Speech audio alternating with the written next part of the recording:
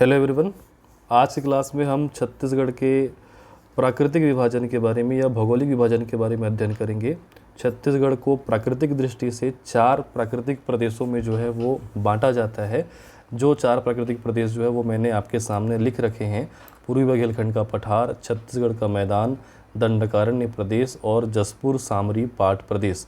तो ये जो चारों प्राकृतिक प्रदेश हैं, आगामी कुछ क्लासेस में हम इन चारों प्राकृतिक प्रदेशों के बारे में बड़े ही डिटेल में अध्ययन करने वाले हैं। एक एक प्राकृतिक प्रदेश को हम विस्तार से पढ़ेंगे। देखिए, एक विभाजन होता है प्रशासनिक विभाजन या राजनीतिक विभाजन। जैसे छत्तीसगढ़ संभागों में बटा हुआ है, जिलों में बटा हुआ है। हमने इसको विस्तार से छत्तीसगढ़ के प्रारंभिक परिचय की 5 क्लासेस में पढ़ा हुआ है। अगर आपने वो क्लासेस नहीं अटेंड किए तो सबसे पहले वो क्लासेस जो है वो अटेंड कर लीजिए।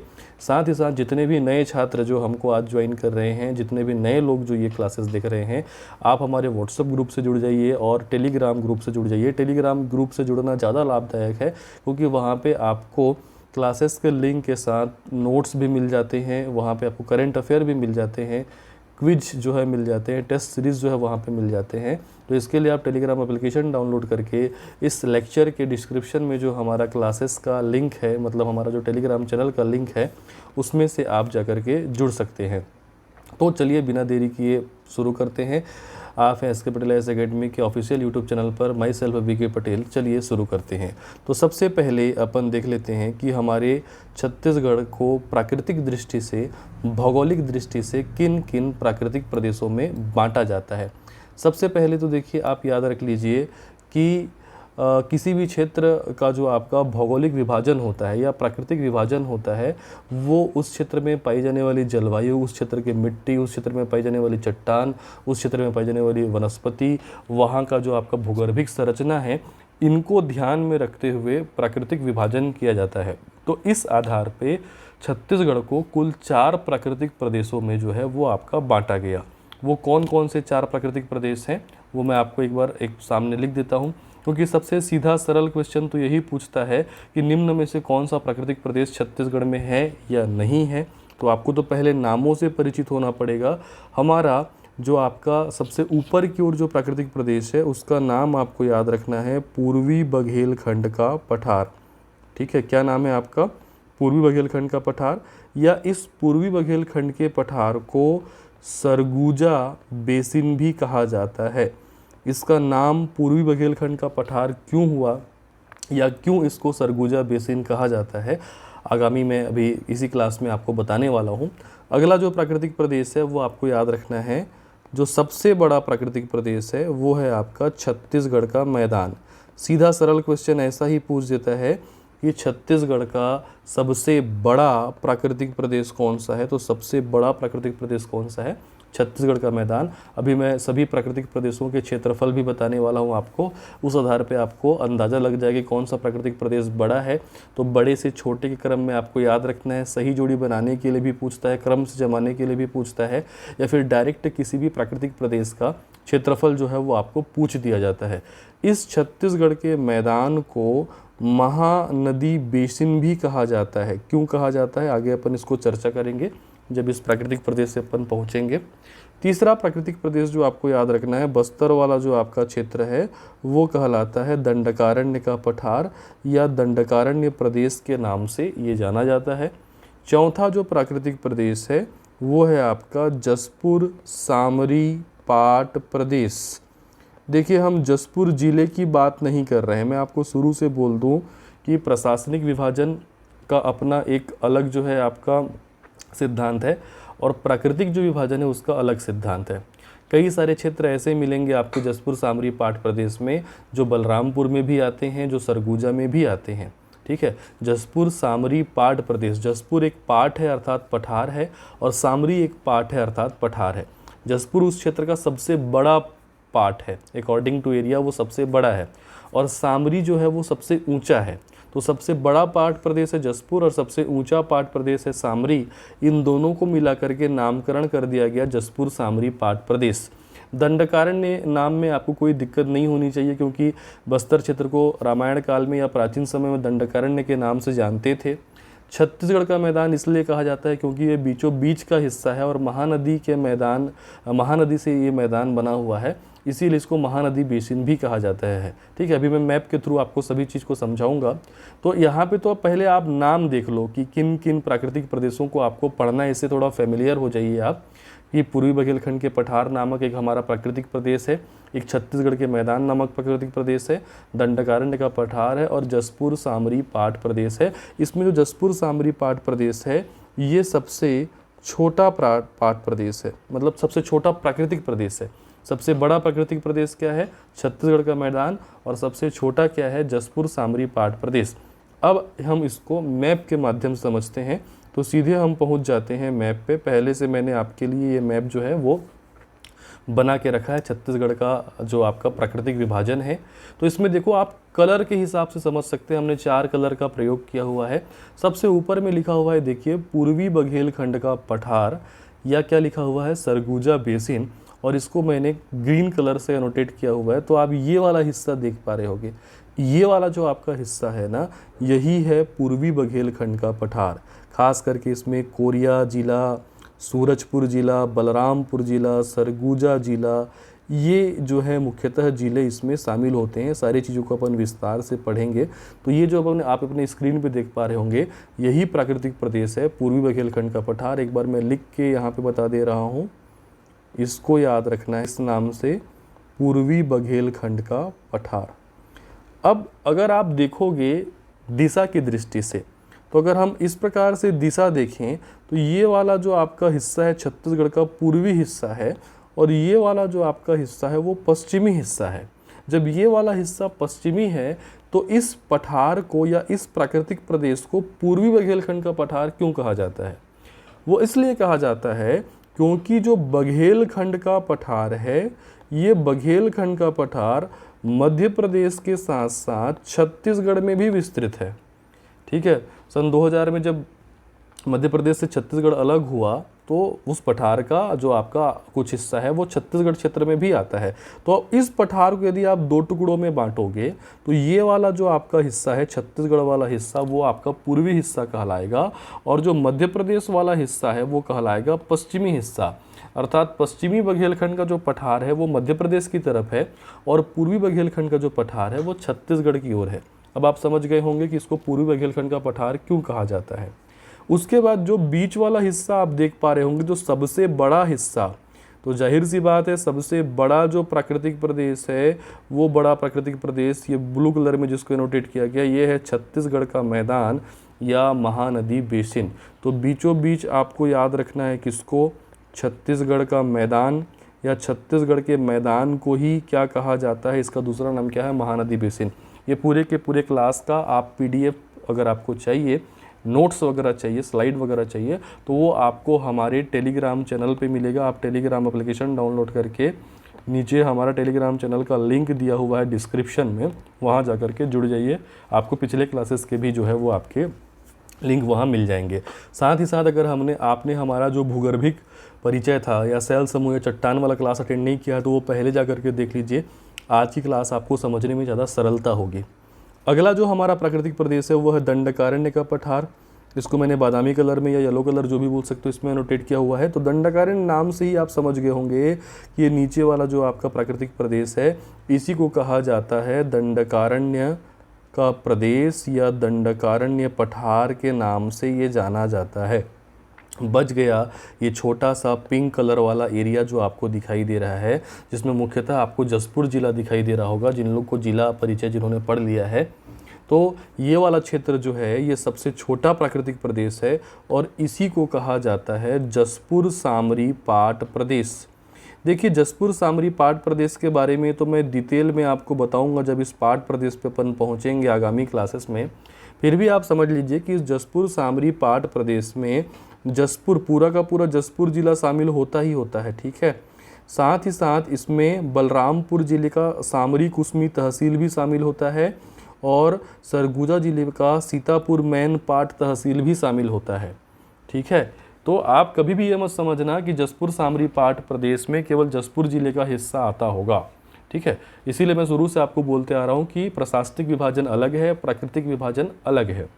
जैसे फॉर एग्जांपल ये देखिए, यहाँ पे मान लीजिए आपका राजनांदगांव जिला है ना। तो ये राजनांदगांव जिला अगर आप देखोगे तो राजनांदगांव जिले का अधिकांश हिस्सा वो छत्तीसगढ़ के मैदान का हिस्सा है। लेकिन राजनांदगांव जिले का सबसे नीचे इधर जो मोहिला मानपुर तहसील है, ये असल में दंडकारण्य के पठार का हिस्सा है। प्राकृतिक दृष्टि से मोहिला मानपुर जो है वो दंडकारण्य का पठार का हिस्सा है, दंडकारण्य प्राकृतिक प्रदेश का हिस्सा है। लेकिन प्रशासनिक दृष्टि से ये राजनांदगांव जिले का हिस्सा होगा। ये सभी को मैं डिटेल से पढ़ाने वाला हूँ एक एक जब हम प्राकृतिक प्रदेशों को पढ़ेंगे, ठीक है। अब अपन देख लेते हैं कि ये प्राकृतिक प्रदेशों में कौन सा बड़ा है, कौन सा छोटा है, इसके बारे में अपन जो है वो थोड़ा सा अध्ययन करते हैं। तो अगर आप मैप को अच्छे से देख पा रहे होंगे तो इस मैप से ही आपको एक अंदाज़ा लग गया होगा कि कौन सा प्राकृतिक प्रदेश जो है बड़ा है। फिर भी एक मोटा मोटा मैं आपको परसेंटेज बता देता हूँ कि किस प्राकृतिक प्रदेश वो कितना परसेंट एरिया में छत्तीसगढ़ के फैला हुआ है। तो सबसे बड़ा जो प्राकृतिक प्रदेश है, जो छत्तीसगढ़ का मैदान है, वो छत्तीसगढ़ में लगभग 50% एरिया पर फैला हुआ है। पॉइंट में है, 50 पॉइंट में आता है, लेकिन आप एग्जैक्ट नहीं याद रखेंगे, आप मोटा मोटा याद रखना। लगभग 50% क्षेत्रफल के साथ साथ छत्तीसगढ़ का मैदान सबसे बड़ा प्राकृतिक प्रदेश है। क्लियर है। दूसरे नंबर पे आपको स्पष्ट दिख रहा होगा, दूसरे नंबर पे बड़ा दिखाई दे रहा है ये दंडकारण्य का जो आपका पठार है। तो ये दूसरा बड़ा प्राकृतिक प्रदेश है। लगभग 29%, 29%, 28 दशमलव कुछ जाता है, वो 28.91 जाता है, तो उसको अपन मानते हैं 29%।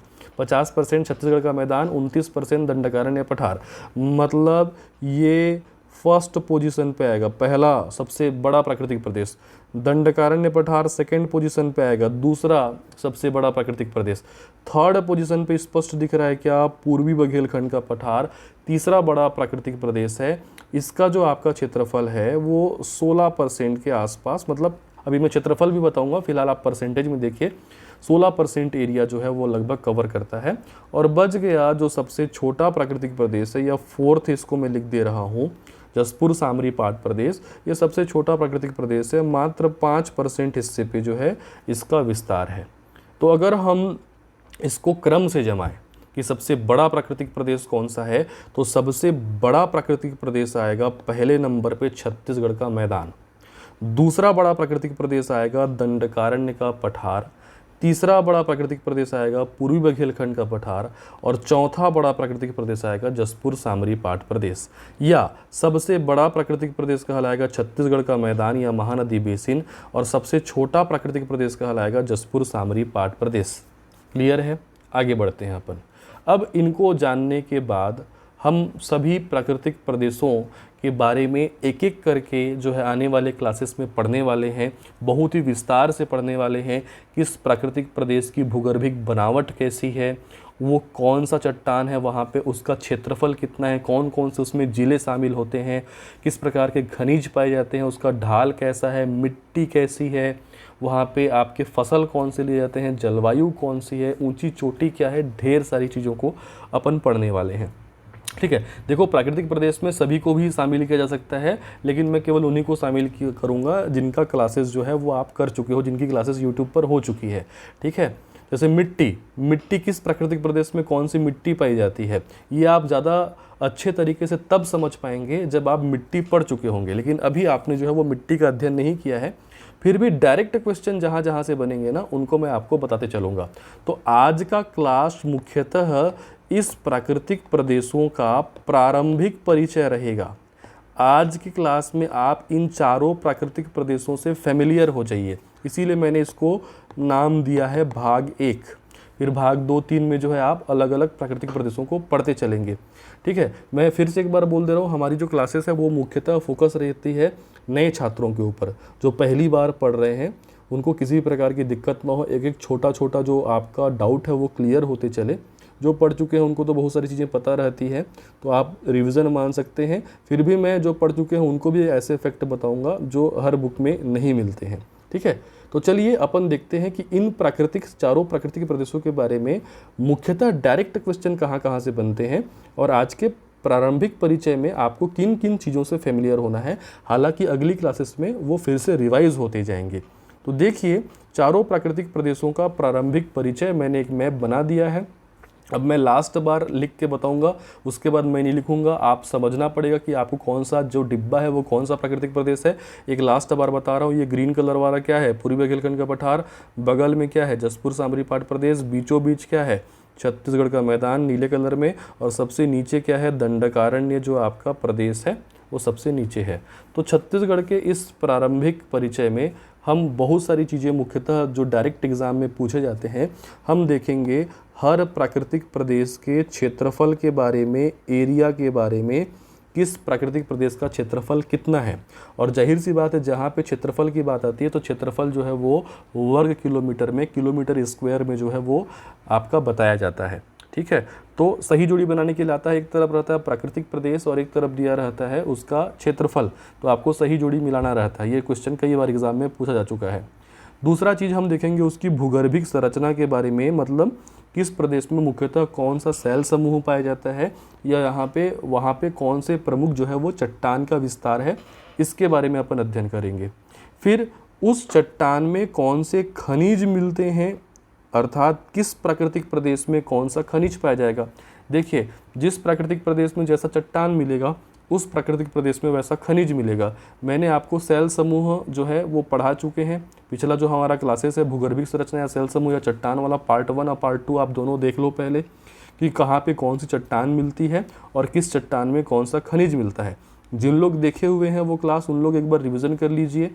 ये ऊपर वाला जो आपका क्षेत्र है ना, यहाँ पे कौन चट्टान मिलता है, गोंडवाना, आपको याद आ रहा होगा। यहाँ पे कौन चट्टान मिलेगा, कर्सर को देखते जाइए, यहाँ पे मिलेगा दक्कन ट्रेप, बीचों बीच मिलेगा कडप्पा, और सबसे नीचे मिलेगा अपना धारवाड़। अभी मैं बताने वाला हूँ इसी क्लास में। ठीक है, खनिज के बाद हम देखेंगे कि किस प्राकृतिक प्रदेश का स्लोप किधर है, ढाल किधर है। ढाल जानना बेहद जरूरी है क्योंकि ढाल के आधार पे ही नदियाँ प्रवाहित होती हैं। जिधर ढाल रहता है उधर ही जाकर के नदियाँ जो है वो प्रवाहित होती हैं, इसीलिए ढाल जानना भी आपको जो है वो बहुत महत्वपूर्ण है। उसके बाद हम देखेंगे कि किस प्राकृतिक प्रदेश में किस प्रकार की मिट्टी पाई जाती है। जरूरी नहीं कि एक प्राकृतिक प्रदेश में एक ही प्रकार की मिट्टी पाई जाए, एक प्राकृतिक प्रदेश चूँकि बड़ा रहता है तो एक से अधिक प्रकार की मिट्टी भी पाई जाती है। छत्तीसगढ़ में कुल 5 प्रकार की मिट्टी पाई जाती है।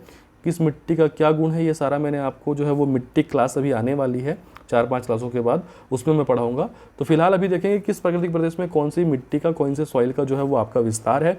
उसके बाद देखेंगे हर प्राकृतिक प्रदेश का जो सबसे ऊंची चोटी है, इससे डायरेक्ट क्वेश्चन बनता है, सबसे ऊंची चोटी क्या है इसके बारे में अध्ययन करेंगे। क्षेत्रफल, चट्टान, खनिज, ढाल, मिट्टी, ऊंची चोटी के अलावा हर प्राकृतिक प्रदेश की जलवायु, हर प्राकृतिक प्रदेश का विस्तार, उसकी औसत ऊंचाई, कुछ विशेष बातें उस प्राकृतिक प्रदेश के बारे में, इन सभी का हम अध्ययन करेंगे नेक्स्ट क्लास में। एक एक प्राकृतिक प्रदेश को जब मैं आपको इंडिविजुअल पढ़ाते चलूँगा अलग अलग।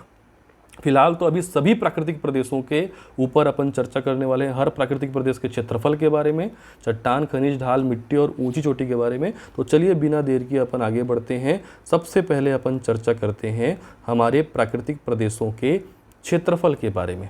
ठीक है, तो प्राकृतिक प्रदेशों के क्षेत्रफल में अगर आप देखोगे तो चारों प्राकृतिक प्रदेश का नाम मैंने पहले से लिख रखा है और अब आप समझ पा रहे होंगे कि कौन सा क्षेत्र कौन सा प्राकृतिक प्रदेश है। एक बार मैं कर्सर घुमा के आपको फिर से रिवीजन कराता हूँ। रिवीजन ही जो है वो मेन फंडा है चीज़ों को याद रखने का। ठीक है, बीचों बीच क्या है, छत्तीसगढ़ का मैदान, ये तो ईजी है, सबसे बड़ा है। नीचे में क्या है, दंडकारण्य का पठार, दंडकारण्य शब्द से नीचे आप ट्रेस कर पाओगे।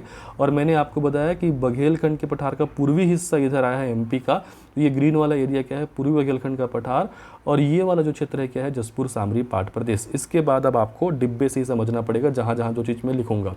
बात करें अगर हम क्षेत्रफल की, तो आपको रैंकिंग पता है, रैंकिंग पता है ना कि सबसे बड़ा प्राकृतिक प्रदेश पहले नंबर पे ये आता है, दूसरे नंबर पे ये है, तीसरे नंबर पे ये है, चौथे नंबर पे ये है। समझ गए आप? अभी पिछले वीडियो को आप जो है फॉरवर्ड रिवर्स करके देख लेना अगर आपको समझ में नहीं आ रहा होगा तो। ठीक है, तो सबसे बड़ा जो प्राकृतिक प्रदेश है वो है छत्तीसगढ़ का मैदान। ठीक है, तो छत्तीसगढ़ का जो आपका मैदान है उसका जो क्षेत्रफल है वो है 68,064 वर्ग किलोमीटर, 68,064 68064 वर्ग किलोमीटर। इसको रटना पड़ेगा, कुछ चीज़ें ऐसी होती हैं जिसको आपको रटना ही पड़ेगा, बार बार मैप बना करके अगर आप याद करोगे तो वो याद हो जाएगा आपको। दूसरा जो हमारा प्राकृतिक प्रदेश है सेकेंड नंबर पे जो आता है वो क्या है, दंडकारण्य का जो आपका पठार है ये है 39,060 वर्ग किलोमीटर, 39,060 है ना, 39060 वर्ग किलोमीटर। तीसरे नंबर पे आता है पूर्वी बघेलखंड का पठार, इसका जो क्षेत्रफल है ये है 21,863 वर्ग किलोमीटर, 21,863 21863 वर्ग किलोमीटर। और सबसे छोटा जो हमारा प्राकृतिक प्रदेश है वो क्या है, जसपुर सामरी पाट प्रदेश, जो पिंक कलर में आपको दिखाई दे रहा है। इसका क्षेत्रफल है मात्र 6,208 वर्ग किलोमीटर, 6208 वर्ग किलोमीटर। एक बार मैं लिख के बता दे रहा हूँ, फिर आप इसको रिवीजन करके याद करना। पूर्वी बघेलखंड का पठार, यहाँ पे देखो जैसा क्रम है वैसा बता दे रहा हूँ मैं, या फिर देखो जो बड़ा है वहाँ से चालू करते हैं। छत्तीसगढ़ का मैदान कितना है, 68,064 वर्ग किलोमीटर। दूसरे नंबर पे क्या आता है, दंडकारण्य का पठार कितना है, 39,060 वर्ग किलोमीटर। तीसरे नंबर पे आता है क्या, पूर्वी बघेलखंड का पठार कितना है, 21,863 वर्ग किलोमीटर। और जो सबसे छोटा है वो जसपुर सामरी पाट प्रदेश, 6,208 वर्ग किलोमीटर। क्लियर है? चलिए जो है अपन आगे बढ़ते हैं। ओके, चलिए अब बात करते हैं हम कि किस प्राकृतिक प्रदेश में कौन सा चट्टान पाया जाएगा। तो ये आपके लिए बहुत सरल है, जिन लोग हमारा पिछला क्लास अटेंड किए हुए हैं उनको पता है कि कौन से प्राकृतिक प्रदेश में किस चट्टान की प्राप्ति होती है। साथ ही मैंने आपको ये भी बताया था कि किस चट्टान में कौन सा खनिज जो है वो आपको प्राप्त होगा। ठीक है, तो फिर से चलिए अपन इसको एक बार रिवीजन कर लेते हैं। जिन्होंने क्लास अटेंड किया उनको तो रिवीजन हो जाएगा। तो सबसे पहले अगर हम बीचों बीच के प्राकृतिक प्रदेश को देखें, ये हमारा जो आपका प्राकृतिक प्रदेश है, कौन सा प्राकृतिक प्रदेश है, छत्तीसगढ़ का मैदान। आप सभी को पता होगा कि बीचों बीच जो है वो कौन सा चट्टान मिलता है, कडप्पा चट्टान मिलता है। ऊपर वाला जो ग्रीन कलर वाला एरिया है ये हमारा प्राकृतिक प्रदेश है, पूर्वी बघेलखंड का पठार। और यहाँ पे मैंने आपको पढ़ाया हुआ है कौन सा चट्टान मिलता है, यहाँ मिलता है गोंडवाना चट्टान, जो नदियों के अवसादों से बना हुआ है। कडप्पा चट्टान ग्रेनाइट चट्टान के अपरदन से जो है वो आपका बना हुआ है। जो पिंक कलर का एरिया दिखाई दे रहा है, छोटा प्राकृतिक प्रदेश जसपुर सामरी पाट प्रदेश, यहाँ पे बेसाल्ट युक्त लावे से एक चट्टान मैंने आपको बताया है। कौन सा चट्टान मिलता है, दक्कन चट्टान मिलता है। बच गया जो सबसे नीचे वाला क्षेत्र है जो है आपका बस्तर क्षेत्र या फिर दंडकारण्य प्रदेश, यहाँ पे लावा के ठंडे होने से जीवाश्म रहित एक चट्टान मिलता है, क्या आपका धारवाड़ चट्टान। तो अब आप समझ पा रहे होंगे कहाँ पे कौन चट्टान मिलेगा। एक बार आपको लिख के बता देता हूँ, अगर आपको एग्ज़ाम में पूछा कि पूर्वी बघेलखंड के पठार में या सरगुजा बेसिन में किस प्रकार का चट्टान मिलता है, आंसर क्या लोगे, इस क्षेत्र में मिलेगा गोंडवाना चट्टान। दूसरा पूछा छत्तीसगढ़ के मैदान महानदी बेसिन में कौन सा चट्टान मिलेगा, यहाँ मिलेगा कडप्पा चट्टान। तीसरा पूछा दंडकारण्य प्रदेश में कौन सा चट्टान मिलेगा, तो यहाँ मिलेगा धारवाड़ चट्टान। चौथा पूछा आपको जसपुर सामरी पाट प्रदेश में कौन सा चट्टान मिलेगा, आंसर आएगा यहाँ पे कौन सा चट्टान मिलेगा, दक्कन। क्लियर है? चट्टान के बाद अब देख लेते हैं कि किस चट्टान में कौन से खनिज की प्राप्ति होती है। तो खनिजों को जानने के लिए जो है आपका चट्टानों को जानना जो है वो बहुत ज़रूरी है। हर क्षेत्र में अलग अलग प्रकार के जो है आपके खनिज पाए जाते हैं। ये मैंने पिछले क्लासेस में आपको बताया हुआ है कि किस चट्टान में जो है वो कौन से खनिज जो है उसकी प्राप्ति होती है। तो एक बार अपन चट्टानों को फिर से लिख लेते हैं। ऊपर वाला जो आपका चट्टान है वो कौन सा चट्टान बताया था, गोंडवाना। बगल में कौन सा है अपना, दक्कन। बीचों बीच कौन सा है हमारा, कडप्पा। नीचे क्या है हमारा, धारवाड़। अब आपको पता है कि जो गोंडवाना चट्टान है उसमें छत्तीसगढ़ में मुख्यतः प्राप्ति होती है किसका, कोयला का। जो दक्कन चट्टान है इसमें प्राप्ति होती है किसका, बॉक्साइट का, जो एल्यूमिनियम का अयस्क होता है। कडप्पा चट्टान में दो प्रकार के खनिज मैंने आपको बताया था, एक आपका चूना पत्थर, और चूना पत्थर के साथ साथ यहाँ पे पाया जाता है क्या, डोलोमाइट। ये आपको याद रखना है। और जो धारवाड़ चट्टान है छत्तीसगढ़ में मुख्य रूप से लोहा पाया जाता है, अर्थात लौह अयस्क पाया जाता है। साथ ही साथ किसकी प्राप्ति होती है, टीन का।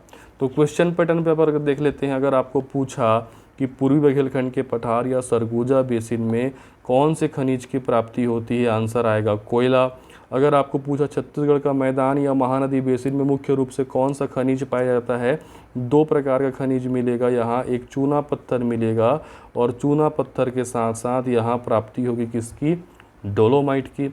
अगर आपको पूछा दंडकारण्य के पठार में किस प्रकार का खनिज पाया जाता है, तो यहाँ पे 2 प्रकार के खनिज पाए जाएंगे, आयरन ओर मिलेगा, लौह अयस्क मिलेगा, साथ ही साथ क्या मिलेगा, टीन, प्रमुख खनिज की अगर अपन बात करें। और जो जसपुर सामरी पाट प्रदेश है, सबसे छोटा और सबसे ऊंचा जो प्राकृतिक प्रदेश है, यहाँ किस प्रकार का चट्टान, किस प्रकार का खनिज मिलेगा, तो यहाँ पे मिलता है क्या, आपका बॉक्साइट। ठीक है, पिछले क्लास में ये मैं आपको बताया था। अब अपन बढ़ते हैं, जब हमने चट्टान देख लिए, क्षेत्रफल देख लीजिए, खनिज देख लीजिए, उसके बाद अपन देखते हैं ढाल। किस प्राकृतिक प्रदेश की ढाल किधर है, ये जानना बहुत ज़रूरी है। स्लोप किधर है, मैंने बताया कि जिधर जैसा स्लोप रहेगा वहाँ पे नदियों का प्रवाह भी उस तरीके से होता है। तो आप स्लोप को जानने के लिए मैप पे फोकस कीजिए।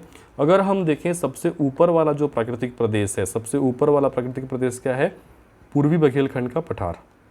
इसका जो ढाल है ना, ये ऐसा ऊपर की ओर है, ऊपर की ओर है कहने का मतलब किस दिशा में है, उत्तर दिशा में है। तो मैं आपको यहाँ पे बना देता हूँ इस प्रकार से एरो, ऊपर वाले का ढाल ऊपर की ओर, ऐसा याद रख लो।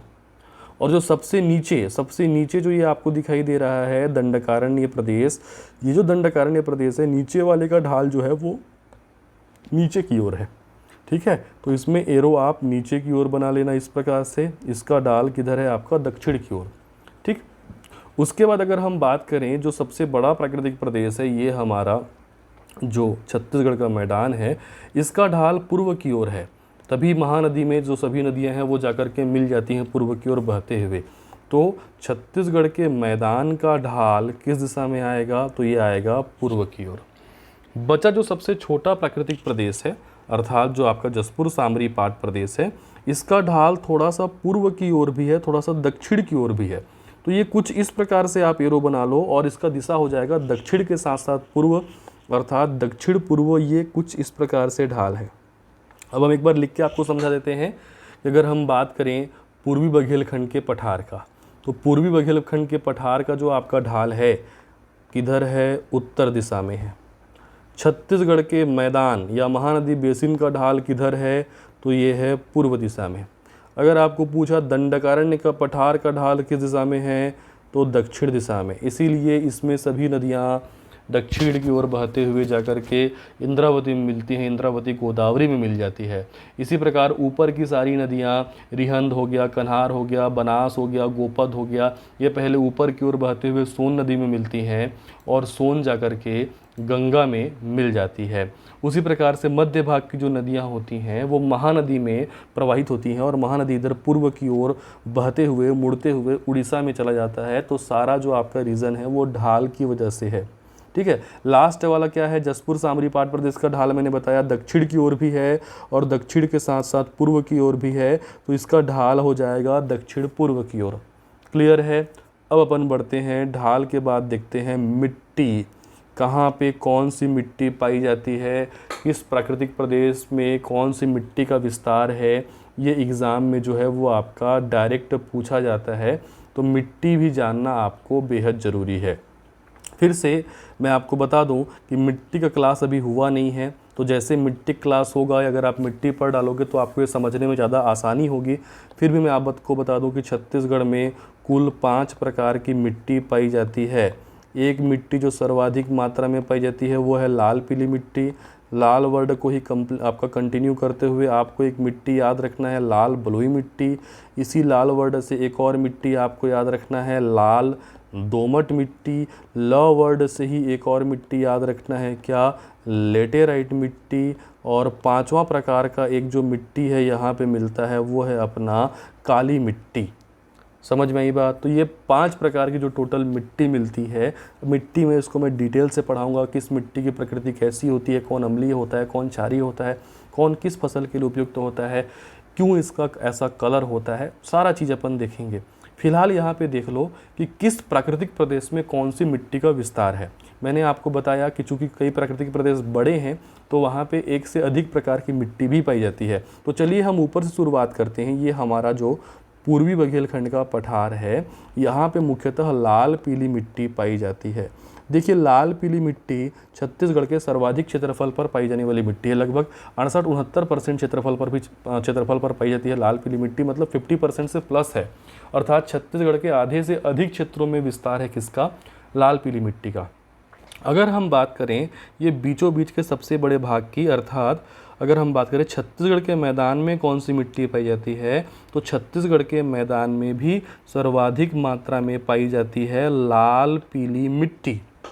लेकिन जो छत्तीसगढ़ का मैदान है उसमें कुछ हिस्से हैं, जैसे यहाँ पे ये मैकल पर्वत श्रेणी वाला हिस्सा है, यहाँ पे दुर्ग आपका गरियाबंद वाला थोड़ा सा जो आपका क्षेत्र है, यहाँ पे काली मिट्टी का भी विस्तार है। अर्थात छत्तीसगढ़ के मैदान में आपको दो मिट्टी याद रखनी है, एक तो लाल पीली मिट्टी भी याद रखनी है और एक आपको याद रखना है काली मिट्टी। दो प्रकार की जो वो मिट्टी है वो पाई जाएगी। अगर हम बात करें सबसे नीचे वाला क्षेत्र का, दंडकारण्य जो प्राकृतिक प्रदेश है, इस दंडकारण्य प्रदेश में भी दो प्रकार की मिट्टी पाई जाती है। ऊपर वाला जो क्षेत्र है वहाँ पे यहाँ पे लाल बलुई मिट्टी पाई जाती है, और नीचे वाला खास करके सुकमा कोंटा वाला क्षेत्र है, यहाँ पे लाल दोमट मिट्टी पाई जाती है। तो दो प्रकार की मिट्टी आपको नीचे में भी याद रखना है। यहाँ पे एक मिट्टी याद रखना है लाल बलुई मिट्टी, और एक मिट्टी जो आपको याद रखना है वो है लाल दोमट मिट्टी। बच गया जो सबसे छोटा प्राकृतिक प्रदेश है जसपुर सामरी पाट प्रदेश। ये वाला जो आपका प्रदेश है यहाँ पे मिलता है लेटेराइट मिट्टी। तो किस प्राकृतिक प्रदेश में कौन सी मिट्टी पाई जाती है, डायरेक्ट क्वेश्चन बनता है और सही जोड़ी बनाने के लिए भी पूछता है। तो एक बार अपन इसको रिवीजन कर लेते हैं। यहाँ से अगर आपको पूछा पूर्वी बघेलखंड के पठार या सरगुजा बेसिन में कौन सी मिट्टी मिलती है, आंसर लेना है लाल पीली मिट्टी। अगर आपको पूछा छत्तीसगढ़ के मैदान या महानदी बेसिन में कौन सी मिट्टी मिलती है, तो सर्वाधिक मात्रा में यहाँ पर भी मिलती है लाल पीली मिट्टी, प्लस यहाँ पे कुछ मात्रा में पाई जाती है कौन सी मिट्टी, काली मिट्टी। दोनों मिट्टी जो है वो आपको याद रखनी है, लाल पीली मिट्टी और काली मिट्टी दोनों मिलेगा।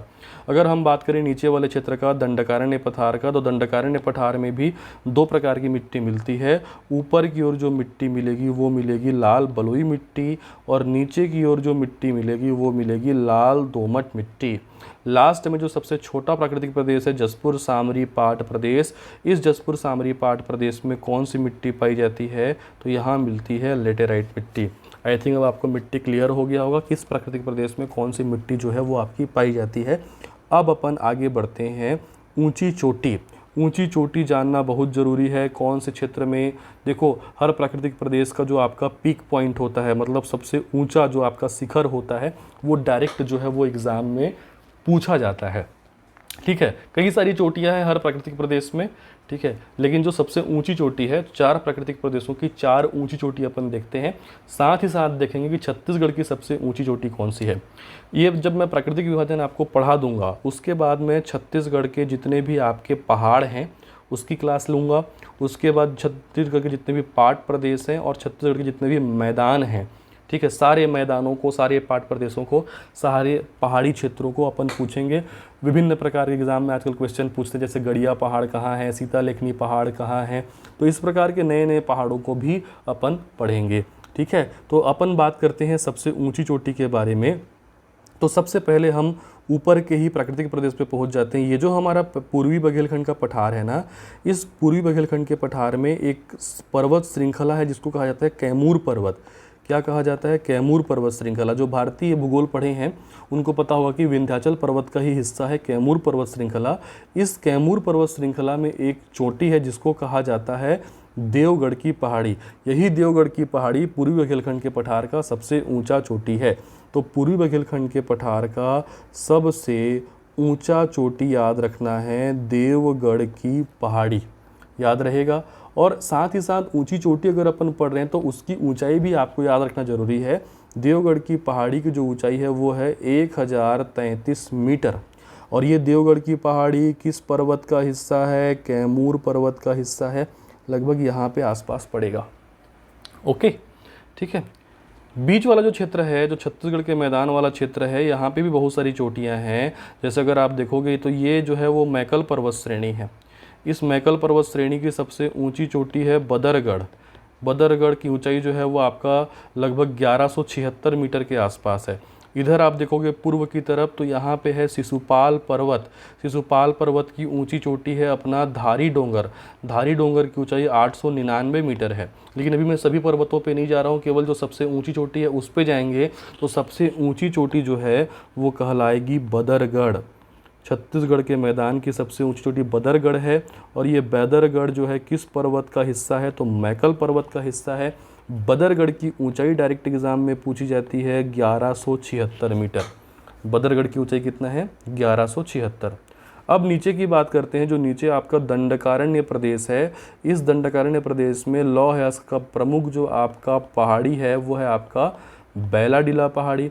इस बैलाडीला पहाड़ी की जो सबसे ऊंची चोटी है वो है आपका नंदीराज।